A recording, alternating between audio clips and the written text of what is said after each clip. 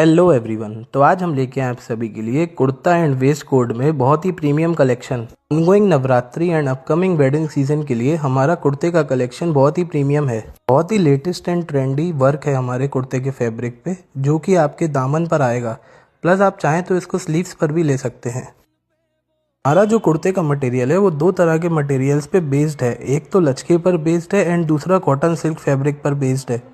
दोनों ही फैब्रिक्स आपको summer season में काफ़ी कंफर्टेबल रहेंगे एंड आपकी पार्टी वेयर कुर्ते की नीड को फुलफिल करेंगे। बॉर्डर दामन वर्क वाले कुर्ते में हमारे स्टोर पर काफ़ी सारे colour options and designs available हैं। Light colours, dark colours, pastel colours, सभी तरह के डिज़ाइंस एंड कलर्स आपको अवेलेबल मिलेंगे। को बाय करने के लिए आप हमें डीएम कर सकते हैं, हमें व्हाट्सएप कर सकते हैं और भी इस तरह की प्रीमियम वैरायटी के लिए आप विजिट करें हमारे स्टोर शुभकामना सुभाष मार्केट, सीपरी बाजार, झांसी। और जिन भी व्यूअर्स ने हमारा पेज फॉलो नहीं किया फटाफट से फॉलो कर लें और भी इस तरह की यूनिक कंटेंट के लिए।